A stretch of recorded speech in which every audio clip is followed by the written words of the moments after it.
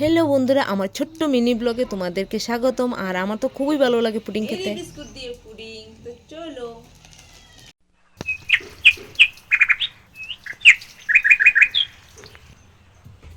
বন্ধুরা, Mary biscuit দিয়ে pudding বানানোর জন্য আমি রান্না করে চলে এসেছি। তো প্রথমে আমি এখানে একটা 30 টাকা দামের বিস্কুটের প্যাকেট নিয়েছি। তো এখান থেকে আমি সব বিস্কুটগুলো বের করে নেব। তো বন্ধুরা, আমি বিস্কুটগুলি বের করে সাজিয়ে নিয়েছি। তো এখন এখানে আমি নিয়েছি একটা মিক্সার জার। তো ওই জারের মধ্যে দিয়ে আমি সব বিস্কুটগুলো গুঁড়ো করে নেব। তো গুঁড়ো করা হয়ে গেছে বন্ধুরা, তোমরা দেখতেই পাচ্ছ। এখন একটা ডিম নিয়েছি। ডিমটা একদম নর্মাল টেম্পারেচার নিয়েছি। তো ডিমটা আমি ফাটিয়ে নিয়েছি। নিয়ে ডিমটা ফাটানোর পর এখানে আমি 4 টেবিল চামচ দিয়ে দেবো চিনি। তো চিনিটা ভালো করে আমি ফাটিয়ে নেব ডিমের সাথে।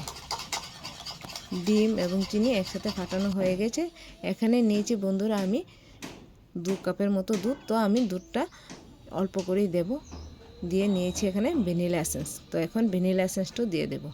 বন্ধুরা, ভ্যানিলা এসেন্সের পরিমাণটা কিন্তু আপনারা বুঝে দেবেন। বেশি হয়ে গেলে কিন্তু গন্ধ করবে, খেতেও ভালো লাগবে না।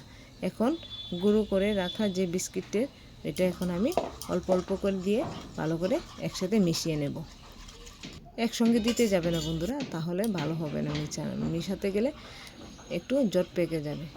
তো আমি দুবার করে ভালো করে মিশিয়ে নিয়েছি। তো এখন দেখাচ্ছি তোমাদের পুডিং বানানোর জন্য গোলাটা একদম পারফেক্ট হয়ে গেছে।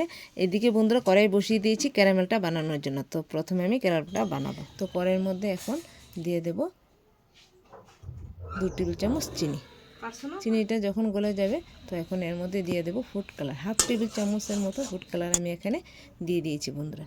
দিয়ে যখন ক্যারামেলটা হয়ে গেছে এখন আমি বাটির মধ্যে ঢেলে নিয়েছি। তো পুরোটা বাটির মধ্যে আমি সেট করে নিয়েছি। ডিম দিয়ে যে বিস্কুটের মিশ্রণটা করে রেখেছি ওটা এখন আমি বাটির মধ্যে ঢেলে দিয়েছি। আর বন্ধুরা, পুডিং বানানোর জন্য কড়াইয়ের মধ্যে জল দিয়ে আমি এখন একটা রুমাল দিয়ে দিয়েছি। রুমালটার উপর এখন আমি বাটিটা বসিয়ে দিয়ে তার উপর দিয়ে দিয়েছি ঢাকা।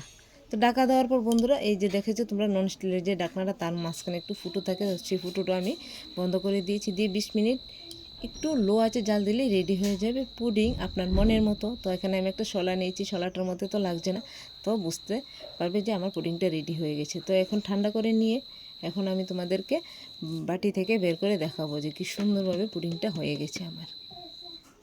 তো আমার তো খুবই ভালো লাগে বন্ধুরা। আপনারা চাইলে এটা 1 ঘন্টা ফ্রিজের মধ্যে রেখেও কাটতে পারেন, তাহলে তো খেতে আরও বেশি ভালো লাগবে। তো আমি রেখেছি 20 মিনিটের মতো রেখে কেটে আপনাদের দেখালাম কীরকম হয়েছে। এখন খেয়ে দেখি আমার তো খুবই ভালো, খুব টেস্ট হয়েছে। তো আপনারা কিন্তু অবশ্যই বাড়িতে বানিয়ে খাবেন। আমার তো খুবই ভালো লেগেছে পুডিংয়ের রেসিপি। আজকের মতো বন্ধুরা টাটা।